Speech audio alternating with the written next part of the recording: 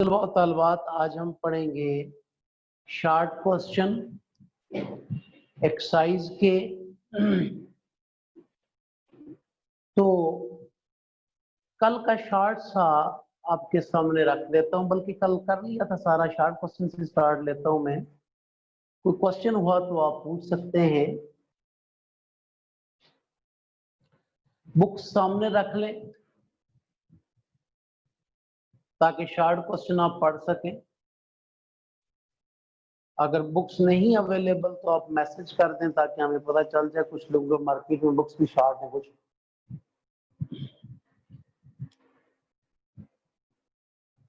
कितने परसेंट? तो बेटा पहला शॉर्ट क्वेश्चन है, distinguish between crystalline, amorphous and polymeric solid. हमने चैप्टर के स्टार्ट में पढ़ा, अब फर्क हमने करना है क्रिस्टलाइन, अमॉर्फस और polymeric solid.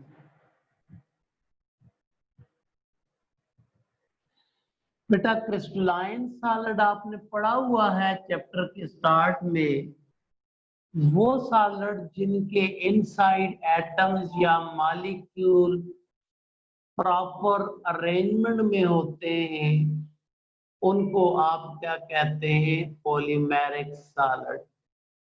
Regular arrangement, sorry, उनको क्या कहते हैं? क्रिस्टलाइन सॉलिड, जिनके अंदर प्रॉपर एक रेगुलर अरेंजमेंट होती है जो अपने आप को रिपीट करती है। जबकि अमॉर्फस सॉलिड के केस में सॉलिड के इनसाइड एटम्स या मॉलिक्यूल प्रॉपर अरेंजमेंट में नहीं होते, रैंडमली डिस्ट्रीब्यूटेड होते हैं। ये ऐसी बात है कि किसी लिक्विड को एकदम फ्रीज कर दिया जाए तो जहां पे जो एटम मौजूद है वहीं पे फ्रीज होकर वाइब्रेट करना शुरू कर देगा। इसका मतलब है कि अमॉर्फस सॉलिड में एटम रैंडम डिस्ट्रीब्यूशन में होंगे। किसी भी सॉलिड को अगर लिक्विड फॉर्म में ला के उसको अगर दोबारा फ्रीज करेंगे, बेशक वो क्रिस्टलाइन भी था पहले, अमॉर्फस बन सकता है। पता चला कि आप अमॉर्फस सॉलिड बना सकते हैं किसी भी क्रिस्टलाइन सॉलिड। आपने अभी तक देखा कि क्रिस्टलाइन वो है जिनकी रेगुलर अरेंजमेंट ऑफ एटम और मॉलिक्यूल है और जो अपनी अरेंजमेंट को रिपीट करते हैं 3 डायमेंशन स्ट्रक्चर में पीरियडिकली। जबकि अमॉर्फस वो हुए जिनकी कोई रेगुलर अरेंजमेंट नहीं होती। क्या मसला आ रहा है? कौन बच्चे मैसेज कर रहे हैं? अच्छा, इसी तरह पॉलीमेरिक सॉलिड बेटा, इसके लिए कंडीशन ये है कि आप किसी ऑर्गेनिक कंपाउंड का मोनोमर लें और उसका एक लॉन्ग कॉम्प्लेक्स स्ट्रक्चर ले लें, एक लॉन्ग चेन ले लें, तो वो पॉलीमेरिक सॉलिड बन जाता है।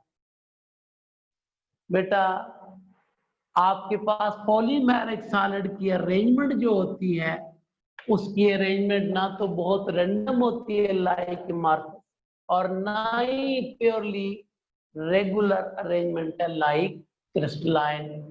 तो इस तरह से आपने इनका डिटेल इंट्रोडक्शन चैप्टर में पढ़ा हुआ है, तो यहाँ पर डिफरेंस करना है। पॉलीमेरिक क्या है? अमॉर्फस की एग्जांपल हमारे पास ग्लास है, पॉलीमेरिक की सॉरी क्रिस्टलाइन की हमारे पास NaCl है और काफी सारे आयनिक कंपाउंड। और पॉलीमेरिक हमारे पास नायलून है, रबर है, हमारे पास इसी तरह बहुत सारे ऑर्गेनिक कंपाउंड्स के लॉन्ग चेन पॉलीमेरिक सॉलिड्स में आते हैं। नेक्स्ट क्वेश्चन है, क्वेश्चन नंबर 1 था।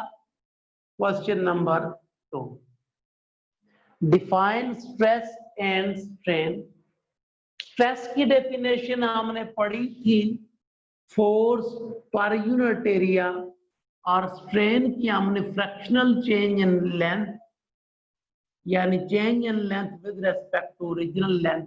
ये डेफिनेशन हमने पढ़ी हुई है। आप यहाँ पर define with just force per unit area लिख सकते हैं। Applied force per unit area, deforming force per unit area या restoring force per unit area. और बेटा स्ट्रेन की फ्रैक्शनल चेंज इन वॉल्यूम भी कह सकते हैं, फ्रैक्शनल चेंज इन शेप भी कह सकते हैं, या आपके पास change in length divided by original length आपके पास क्या आ जाता है, स्ट्रेन आ जाता है। What are there SI unit, stress की एसआई यूनिट आपके पास क्या है बेटा, यहां से unit of stress newton per metre square और यूनिट ऑफ स्ट्रेन आपके पास क्या है, ये मीटर बाय मीटर क्या बचता है 1, तो ये क्या बन जाएगी यूनिटलेस। पता चला कि स्ट्रेन यूनिटलेस है जबकि स्ट्रेस की unit newton per metre square है। इसका अगला पार्ट आ रहा है हमारे पास, differentiate between tensile, compressive and shear modes of stress and strain. काफी लंबी चौड़ी बात है, यानी इसका अगला पार्ट है कि टेंसाइल स्ट्रेस, टेंसाइल, कंप्रेसिव और shear modes of stress and strain को आप डिफरेंशिएट करें। बेटा स्ट्रेस के लिए भी और स्ट्रेन के लिए भी क्वेश्चन ये है कि टेंसाइल स्ट्रेस और टेंसाइल कंप्रेशनल स्ट्रेस और shear स्ट्रेस को आपस में डिफरेंस करें, टेंसाइल स्ट्रेन, कंप्रेशनल स्ट्रेन और shear स्ट्रेन का डिफरेंस करें। तो बेटा इनका डिफरेंस क्या आता है, टेंसाइल स्ट्रेस वो स्ट्रेस जो लेंथ में चेंज लाए, कंप्रेशनल वो जो वॉल्यूम में चेंज लाए, लेकिन कंप्रेशनल वर्ड का मतलब है वॉल्यूम को कम करे, कंप्रेस करे, और shear का मतलब है वो जो किसमें चेंज लाए, शेप में। Tensile stress change in length by original length, compressional change in volume by original volume, और shear आपके पास क्या है, del of A by A that is equal to tan of theta. तो कहने का मतलब ये है, ये हमने टॉपिक चैप्टर में तो डिटेल में पढ़े, यहाँ पे शार्ट्स आपके सामने रख रहा हूँ, बेसिकली चैप्टर में पढ़ चुके थे हम। नेक्स्ट क्वेश्चन है, लेकिन ये एक लंबा क्वेश्चन था, इसको दोबारा देख लें। Differentiate define stress and strain, कोई मसला नहीं है, unit of stress and unit of strain, और टेंसाइल कंप्रेशनल shear स्ट्रेस में फर्क और टेंसाइल कंप्रेशनल और shear स्ट्रेन में फर्क आपके सामने रखना था। आसान चीज है बेटा, परेशानी की जरूरत नहीं है। पार्टिसिपेंट कितने हुए? अच्छा अच्छा बेटा नेक्स्ट क्वेश्चन है हमारे पास, डिफाइन मॉडुलस ऑफ इलास्टिसिटी। पहला पार्ट है modulus of elasticity, question number 3 है हमारे पास, मॉडुलस ऑफ इलास्टिसिटी।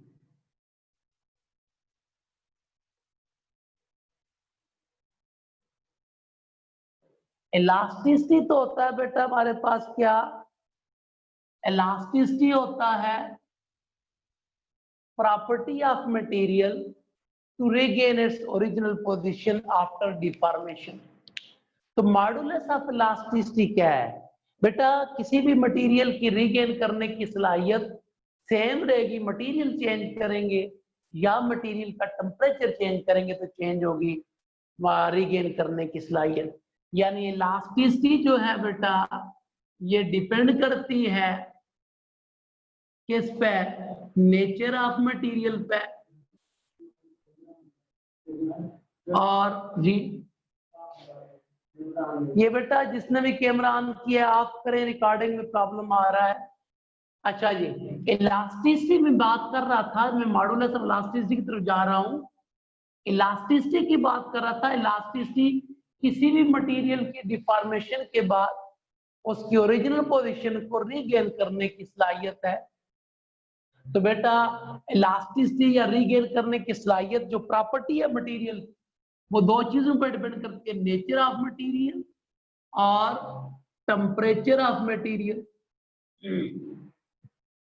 अब बेटा ये चीजें फिजिकल स्टेट कह लें आप, ये चीजें जब आप कांस्टेंट रखते हैं तो सेम रखते हैं, यानी सेम मटेरियल हो, सेम टेम्परेचर हो, तो उसकी इलास्टिसिटी कांस्टेंट रहती, प्रॉपर्टी कांस्टेंट रहती है, जिसको हम मॉडुलस ऑफ इलास्टिसिटी कहते हैं। तो बेटा क्या मैसेज है, क्लियर? नहीं। अच्छा, पीछे कदीर को कहना उसके मोबाइल का रिजल्ट चेक कर लें आप लोग, 2 मिनट के लिए ज्वाइन करें। अच्छा बेटा, मॉडुलस ऑफ इलास्टिसिटी, तो मॉडुलस ऑफ इलास्टिसिटी को हम ई से लिखते हैं, ये रेशियो है स्ट्रेस बाय स्ट्रेन। क्योंकि स्ट्रेस और strain within elastic limit proportional रहते हैं, तो उनकी रेशियो क्या रहेगी, within elastic limit constant, and that constant is known as modulus of elasticity. ये था modulus of elasticity. Show that the unit of modulus of elasticity and stress are same.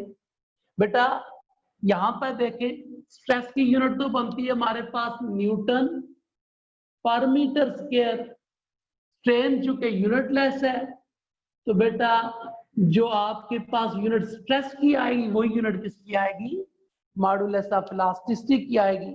ये भी खास प्रॉब्लम नहीं है। Also discuss there it's 3 kinds. तो modulus of elasticity की 3 kinds कौन सी है बेटा, यंग मॉडुलस, बल्क मॉडुलस और आपके पास shear मॉडुलस। यंग मॉडुलस बेटा आपके पास है, y से लिखते हैं, that is tensile stress by tensile strain. Bulk modulus आपके पास volumetric stress by volumetric strain है, और shear modulus shear stress by shear strain है। क्या कह रहे हैं जी, क्या कह रहे हैं? रिप्लाई किसने कर रहे हैं, मुझे बता दें प्रॉब्लम क्या है। अच्छा, ये था हमारे पास मॉडुलस ऑफ इलास्टिसिटी के हवाले से उसकी डेफिनेशन क्या बनती है और उसकी 3 टाइप्स। तो 3 टाइप्स वाली बात काफी आसान है, इसलिए मैंने इसको शॉर्टली एक्सप्लेन किया। इसके बाद अगला क्वेश्चन है, और अगला क्वेश्चन हम देखते हैं एक दफा व्हाइट बोर्ड को रब करके। शायद मैं छोटा लिख रहा था क्वेश्चन, व्हाइट बोर्ड मिटाने की एक आदत रहती है, तो आपको देखने में हल्का प्रॉब्लम आ रहा है, तो मैं थोड़ा बड़ा करके लिखता हूँ। Draw a stress strain curve for ductile material, यानी stress strain curve ductile material के लिए ड्रॉ करें। Stress strain curve ductile material के लिए ड्रॉ करें।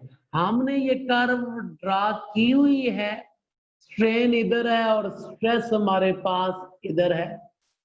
हमने एक स्पेशल मटेरियल टेस्टिंग मशीन थी जिसमें रख के मटेरियल को, उसमें स्ट्रेस और स्ट्रेन मेजर करके ग्राफ जब ड्रॉ किया तो ग्राफ कुछ ऐसा आया था। अब सवाल ये, डक्टाइल मटेरियल बेटा जो ब्रिटल होते हैं, इसमें हमने पढ़ा हुआ है, इसमें हमने पढ़ा हुआ है ये इलास्टिक रीजन है, ये प्लास्टिसिटी है, ये यील्ड पॉइंट है, बल्कि अल्टीमेट टेंसाइल स्ट्रेस है, और यहां फ्रैक्चर स्ट्रेस है। बेटा हमने पढ़ा हुआ है कि जो ब्रिटल मटेरियल होते हैं वो इलास्टिक लिमिट को क्रॉस करने के फौरन बाद, अच्छा बेटा जिनकी क्लियर नहीं आ रही उनका जाती नेट का इश्यू आ रहा है। हमारे यहाँ मैंने चेक किया है, कल भी आपकी शिकायत 2-4 बच्चों की आई, इधर बिल्कुल वीडियो क्लियर आ रही है हमारे पास, लिहाजा अगर किसी का क्लियर नहीं है तो उसका जाती नेट का इश्यू है। अच्छा बच्चों, हम बात कर रहे थे कि ये इलास्टिक लिमिट है, जो ब्रिटल मटेरियल होते हैं इलास्टिक लिमिट क्रॉस करने के फौरन बाद ब्रेक हो जाते हैं। सो डक्टाइल वर्ड की इंपॉर्टेंस ये है कि डक्टाइल में फ्रैक्चर स्ट्रेस तक मटेरियल जाता है, प्लास्टिक रीजन उसका होता है, तो ये कर्व आ गया फॉर डक्टाइल मटेरियल। अगर वो कहे ब्रिटल के लिए ड्रॉ करें तो ब्रिटल के लिए बेटा यहीं तक आएगा ग्राफ। अच्छा आगे क्या कहता है, draw stress strain curve for ductile material and then define the term elastic limit. Elastic limit वो पॉइंट है बेटा, वो लिमिट है जिस तक मटेरियल डिफॉर्म होता है टेम्परेरी, और मटेरियल अपनी ओरिजिनल पोजीशन को क्या कर लेता है, रीगेन कर लेता है। तो बेटा इसके बाद है यील्ड पॉइंट। यील्ड पॉइंट बेटा वो है जिस पे मटेरियल परमानेंट यानी इलास्टिक लिमिट को क्रॉस, कितने स्ट्रेस पे मटेरियल इलास्टिक लिमिट को क्रॉस करता है, कितना स्ट्रेस मटेरियल बियर करता है इलास्टिक लिमिट तक, ये यील्ड पॉइंट है आपके पास।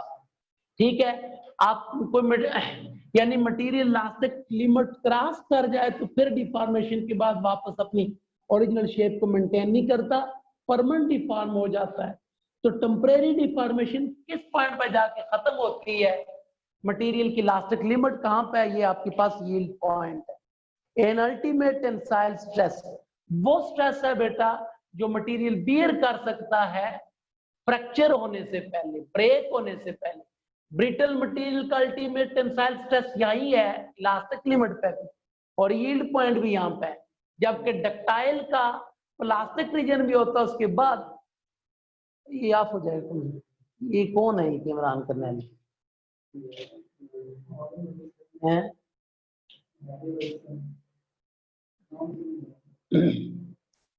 अच्छा जी, तो for a ductile material and then define the term elastic limit, yield point and ultimate. Ultimate tensile stress बेटा वो स्ट्रेस है जिसके बाद जो बियर कर सकता है मटेरियल फ्रैक्चर होने से पहले। तो बेटा डक्टाइल के लिए ये है, और ब्रिटल के लिए ultimate tensile stress elastic limit पे ही होती है। ये पॉइंट समझने वाले थे। ये कर्व हमने बड़ी डिटेल में पढ़ी हुई भी है। तो ये था क्वेश्चन नंबर 4। क्वेश्चन नंबर 5 है,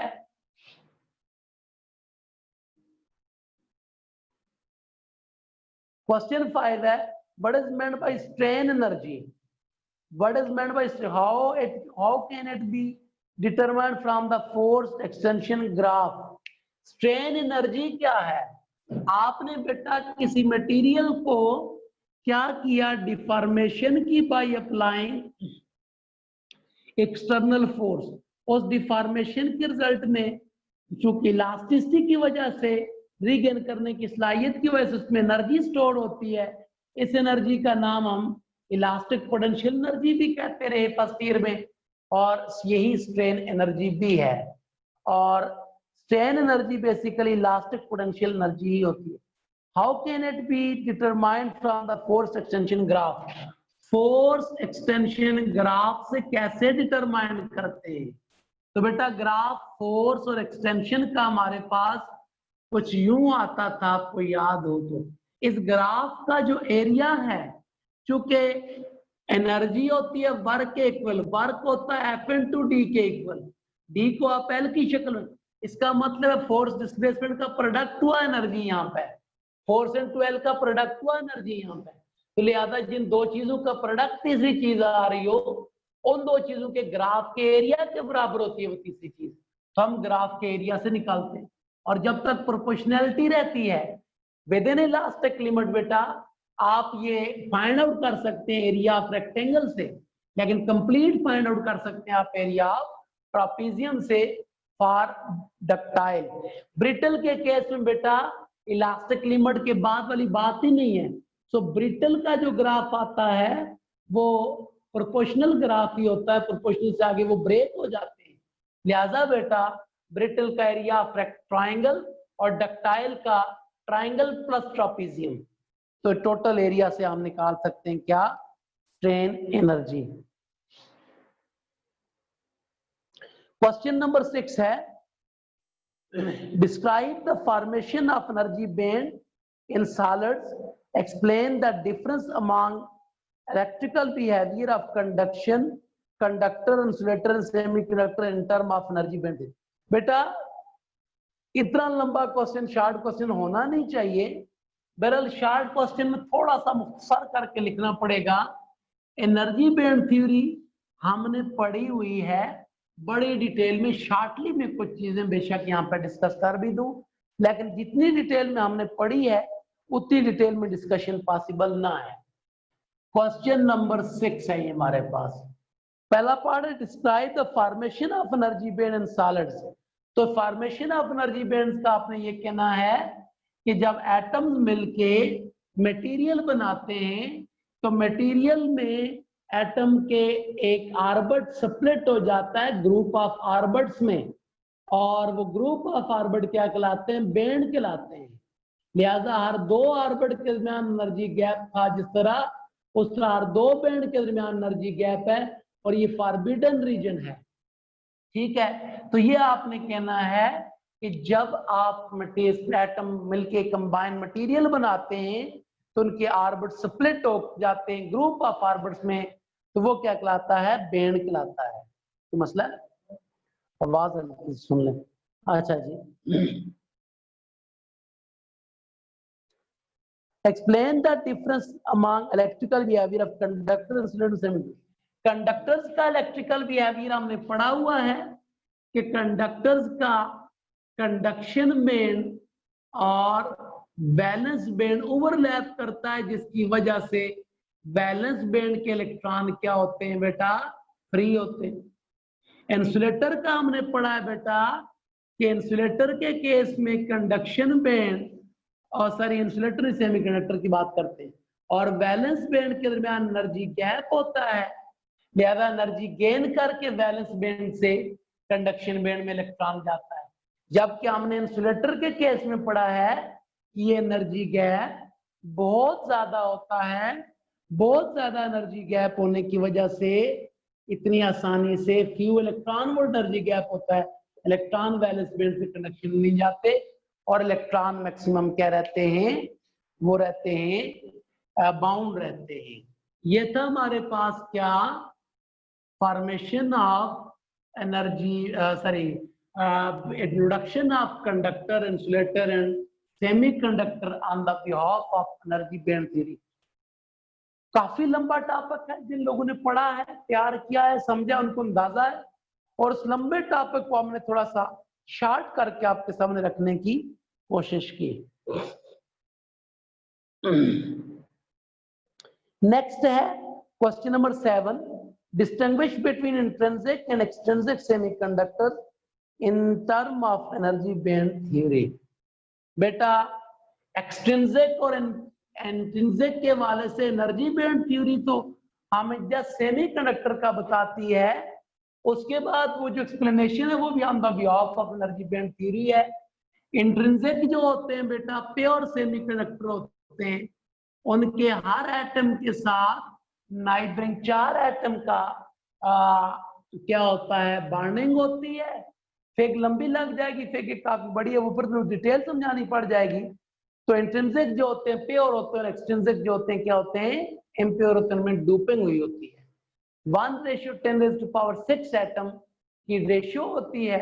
10⁶ एटम के पीछे हम एक एटम क्या करते हैं? डूप करते हैं। तो बेटा जो बिल्कुल प्योर आपके पास सेमीकंडक्टर है उसको इंट्रिंसिक कहते हैं। तो बाकी वो जो आपके सामने फिगर रखी थी मैंने उसकी भी आप तक देख लीजिए। क्वेश्चन नंबर 8 है discuss the mechanism of electrical conduction by holes and electrons in a pure semiconductor. Holes और इलेक्ट्रॉन्स की बेस पे कंडक्शन देखिएगा। एक चीज और देख लेते हैं, discuss the mechanism of electrical conduction by hole and electron in pure semiconductor element. Pure semiconductor element में इन द वेरी बिगिनिंग कोई होल नहीं होता। अगर किसी भी जगह कोई होल क्रिएट हो जाए तो नाइबरिंग इलेक्ट्रॉन आके उस होल को क्या करते हैं? फिल करते हैं इलेक्ट्रॉन होल की तरफ इस डायरेक्शन में, और होल उसके अपोजिट डायरेक्शन में शिफ्ट हो जाते हैं। यूं करंट फ्लो होता है। और अगर आप बैटरी अप्लाई कर दें तो बैटरी अप्लाई करने पे तमाम के तमाम electrons toward positive side move करके आते हैं और होल शिफ्ट हो जाते हैं टुवर्ड नेगेटिव एंड। इस तरह से जो टोटल करंट हो जाता है that is sum of electronic current plus sum of current due to hole. तो लिहाजा इस तरह से करंट फ्लो करता है इनमें, किसमें? सेमीकंडक्टर्स में। Right a note on super conductor, हमने पढ़ा हुआ है ये भी। सुपर कंडक्टर वो मटेरियल बेटा जिनकी कंडक्टिविटी एक खास टेम्परेचर के बाद जीरो हो जाती है, और कंडक्टिविटी नहीं बेटा सॉरी रेजिस्टिविटी, तो रेजिस्टिविटी जीरो हो जाती है, तो ऐसे मटेरियल कंडक्टर्स को आप क्या कहते हैं, सुपर कंडक्टर कहते हैं। इसका इंट्रोडक्शन बता दें थोड़ा सा शार्ट सा, और ये कह दें कि high temperature low temperature super conductor भी होते हैं। लो टेम्परेचर में आपको मरकरी की एग्जांपल दे दें, हाई टेम्परेचर बस यट्रियम बेरियम कॉपर ऑक्साइड की दे दें। बस ये 3-4 बातें, शार्ट क्वेश्चन, लंबी बात तो कर नहीं सकता। क्वेश्चन नंबर 10 है, what is meant by para, dia and ferromagnetic substances, give example for each. बेटा मैं चाहूंगा कि इस क्वेश्चन का जवाब आप खुद दें, जरा जरा पैरा, डाया एंड फेरो का जवाब दीजिएगा मुझे। पैरा, डाया और फेरो का जरा जवाब दीजिएगा, मैं देखना चाहता हूँ कितना पढ़ा आपने।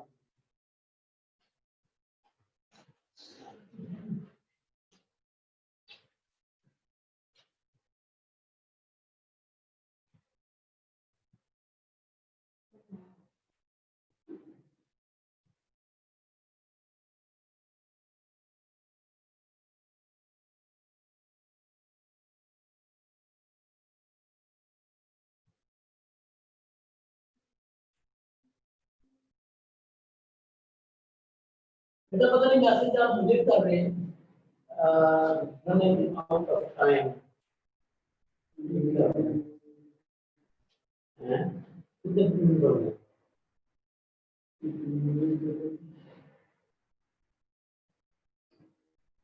मिनट कितना है? 8 मिनट ऑफिस है 30 मिनट, 8 मिनट। अच्छा अच्छा बेटा क्वेश्चन तो आपकी तरफ से नहीं आया, मैं आगे चलता हूं। पैरामैग्नेटिक, फेरोमैग्नेटिक और पैरा वो होते हैं जिनके एटम कंट्रीब्यूट करते हैं इलेक्ट्रिक फील्ड में, सॉरी मैग्नेटिक फील्ड में, जो as a tiny magnet behave करते हैं। डाया जिनके एटम के अंदर अपनी मैग्नेटिक फील्ड जीरो हो जाती है, और फेरो जिनके एटम भी कोऑपरेट करते हैं और वो ग्रुप की शक्ल में, डोमेन की शक्ल में रहते हैं। अलबत्ता क्वेश्चन नंबर 11 जो लास्ट क्वेश्चन है, यही समझाने वाला क्वेश्चन है। बेटा what is meant by hysteresis loss, यहां तक तो आपको आता है। अगला पार्ट थोड़ा सा मैं आपके सामने रखूंगा। स्टोरसेस लॉस से मुराद मटेरियल को मैग्नेटाइज है, किसी भी मैग्नेटिक मटेरियल को मैग्नेटाइज और डीमैग्नेटाइज करते हुए जो एनर्जी लॉस होती है, उसको आप क्या कहते हैं, स्टोरसेस लॉस कहते हैं। How is it used in the construction of a transformer. Question ये है समझाने वाला, यहां तक जितने क्वेश्चन आपने पढ़े हैं, बस ये है कि हमने एक रवायत पूरी करनी थी, बहुत ज्यादा प्रॉब्लम नहीं था उनमें। अगर लाइव क्लास होती तो फिर उन क्वेश्चंस को मैं शायद 5 मिनट में निकाल देता। तो ये क्वेश्चन है, how is it used in the construction of transformer. आपने कल पढ़ा बेटा स्टार्सस लॉस के बारे में, ये ग्राफ बना के मैग्नेटाइजेशन और करंट का विद मैग्नेटिक फील्ड और करंट का विद मैग्नेटाइजेशन आपने कहा, और एक ग्राफ ये देखा आपने कहा जिसका लूप एरिया ज्यादा है उसको मैग्नेटाइज करने के लिए ज्यादा करंट, और डीमैग्नेटाइज खुद नहीं होता, डीमैग्नेटाइज करने के लिए भी ज्यादा एनर्जी, ज्यादा मैग्नेटिक फील्ड चाहिए। जिसका लूप एरिया कम है जल्दी मैग्नेटाइज और जल्दी डीमैग्नेटाइज हो जाता है, कम एनर्जी लगती। सो बेटा स्मॉल लूप एरिया होगा तो एनर्जी लॉस यानी दैट इज स्टार्सस लॉस कम होगा, और यहाँ स्टार्सस लॉस है। स्टार्सस लॉस क्या है, जो एनर्जी लॉस होती है मैग्नेटाइज और डीमैग्नेटाइज करने के। अब ट्रांसफार्मर में चूंकि प्राइमरी और सेकेंडरी कॉइल के अंदर एक कोर होता है बेटा, ट्रांसफार्मर का टॉपिक है चैप्टर नंबर 4 का लास्ट टॉपिक है बेटा। ट्रांसफार्मर में प्राइमरी कॉइल और सेकेंडरी कॉइल के साथ ये एक कोर होता है जिसके साथ वो अटैच होती है। ट्रांसफार्मर के फिनोमेना में प्रॉब्लम आई, परेशानी की जरूरत नहीं है। जो चीज यहाँ पे समझनी है हमने स्टार्सस लॉस वाली, वो है ट्रांसफार्मर के जो कोर है बेटा, उस कोर के साथ हमने प्राइमरी और सेकेंडरी कॉइल लगा दी। प्राइमरी कॉइल में अल्टरनेटिंग करंट प्रोड्यूस करेंगे, सेकेंडरी में म्यूचुअल इंडक्शन होगी। ये वाली बातें समझ नहीं आ रही होंगी, परेशान नहीं होना। म्यूचुअल इंडक्शन के जरिए सेकेंडरी में भी ईएमएफ और करंट पैदा हो जाता। मैं कहना ये चाह रहा हूं, ये जो भी होता है ये हमारा फिलहाल पॉइंट नहीं है बेटा। जब अल्टरनेटिंग करंट जाता है तो अल्टरनेटिंग मैग्नेटिक फील्ड कोर में भी पैदा होती है, और कोर भी मैग्नेटाइज और डीमैग्नेटाइज होता है। कोर के तौर पे, चूंकि कोर भी कुछ ना कुछ एनर्जी जाया, जो पॉइंट हमारा है, क्या कहते हैं, जो पॉइंट हमारा है वो ये है कि कोर जो है इसके क्रॉस जब हम अल्टरनेटिंग करंट अप्लाई करते हैं प्राइमरी कॉइल के क्रॉस, तो कोर में डीमैग्नेटाइजेशन और डीमैग्नेटाइजेशन की वजह से एनर्जी जाया होती है। हम कोर के तौर पे ऐसा मटेरियल लेना चाहिए, यानी कोर में भी हिस्टैरिसीस लॉस होता है। सो हम चाहते हैं कि कोर में एनर्जी कम से कम जाया हो, सो हम ऐसा मटेरियल यूज करेंगे जिसमें हिस्टैरिसीस लॉस कम से कम हो। सो हिस्टैरिसीस लॉस को कम से कम करने के लिए हम क्या करते हैं बेटा, हम सॉफ्ट फेरोमैग्नेटिक मटेरियल लेते हैं जिसका लूप एरिया कम हो, जो जल्दी मैग्नेटाइज और डीमैग्नेटाइज आसानी से होता हो, ताकि जब प्राइमरी कॉइल में अल्टरनेटिंग करंट जाए, अल्टरनेटिंग करंट की वजह, जिस तरह वो सोलेनोइड वाली बात मैंने बताई हुई आपको, जिस सोलेनोइड में जिस तरह अल्टरनेटिंग करंट की वजह से इनसाइड कोर मैग्नेटाइज डीमैग्नेटाइज हम करते थे, इसी तरह यहाँ पे प्राइमरी कॉइल में भी अल्टरनेटिंग करंट की वजह से बेटा अल्टरनेटिंग मैग्नेटिक फील्ड पैदा होगी, जिसकी डायरेक्शन बदलेगी, लिहाजा कोर मैग्नेटाइज और डीमैग्नेटाइज होगा। अगर कोर हार्ड फेरोमैग्नेटिक है तो मैग्नेटाइज और डीमैग्नेटाइज करने के लिए वो एनर्जी जाया करता है, मैग्नेटाइज और डीमैग्नेटाइज होते हुए एनर्जी जाया करता है, लिहाजा बहुत सारी एनर्जी इधर जाया होती है। हम चाहते हैं ये एनर्जी इधर ट्रांसफर हो सेकेंडरी कॉइल में, तो लिहाजा हमारी कोशिश है एनर्जी को बचाया जाए। तो एनर्जी को बचाने के लिए हम क्या करते हैं, सॉफ्ट फेरोमैग्नेटिक मटेरियल लेते हैं। यानी how it is used in the construction of transformer का मतलब है कि हिस्टैरिसीस लॉस का अगर हमें पता चल जाए तो हम ट्रांसफार्मर के कोर के तौर पे ऐसे मटेरियल का इंतखाब करें जिसका हिस्टैरिसीस लॉस कम से कम हो। सो ऐसा मटेरियल हमारे पास आयरन है। अब आपका सवाल ये है कि आप डायामैग्नेटिक को यूज कर लें जिसका ये मैग्नेटाइज डीमैग्नेटाइज चक्कर ही ना हो। तो बेटा यहाँ पे और भी पैरामीटर एनर्जी लॉस के, जिनमें से एक पैरामीटर था हिस्टैरिसीस लॉस। और पैरामीटर कौन से, एडी करंट है, ये अभी आपने नहीं पढ़ा हुआ, पढ़ाऊंगा। वो आयरन की लेमिनेशन शीट के जरिए, समझने वाली बात नहीं, उस क्वेश्चन के लिए सेक्शन दे रहा हूं। तो बेटा लेमिनेशन शीट आयरन की यूज कर लेते हैं। और भी कुछ पैरामीटर्स हैं जिनकी वजह से एनर्जी लॉस होती है, लिहाजा उन पैरामीटर के लिए आयरन बेटर है। और आयरन सॉरी फेरोमैग्नेटिक में कौन सा बेटर रहेगा, आयरन। तो आपका यहाँ पे क्वेश्चन इतना सा बनता है, ये बच्चियों थोड़ा सा शर्म करो, वीडियो आना क्या करो। अच्छा तो बेटा आयरन सॉरी यहाँ पे इस टॉपिक की हद तक, इस क्वेश्चन की हद तक कि how hysteresis loss can be used in the construction of transformer is used in the construction of transformer. तो हिस्टैरिसीस लॉस हम ऐसे मटेरियल का इंतखाब करते हैं जिसका हिस्टैरिसीस लॉस कम हो, जो आसानी से मैग्नेटाइज और डीमैग्नेटाइज हो सके, ताकि हिस्टैरिसीस लॉस कम से कम हो ट्रांसफार्मर के कोर में। तो ये था क्वेश्चन, ये वाइड क्वेश्चन है जो इस चैप्टर में शॉर्ट क्वेश्चन समझाने वाला है, बाकी आसान थे। इसके बाद हम टाइम देखेंगे और टाइम देख के हम न्यूमेरिकल प्रॉब्लम्स की तरफ जाएंगे। टाइम बताइए कितने मिनट हो गए, टाइम कितना रहता है, सब करो।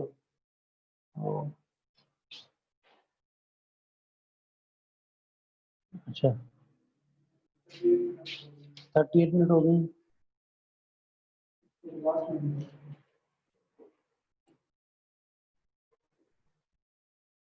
ये बुक देना चाहिए। ये बुक में एक क्वेश्चन है इसमें लिखा हुआ है, लेकिन ये कोई नई बुक आई है या पुरानी बुक है, ये क्वेश्चन नहीं होता था पहले। ये है एन टाइप पी टाइप वाला कौन सा था? Distinguish between intrinsic and extrinsic semiconductor, how would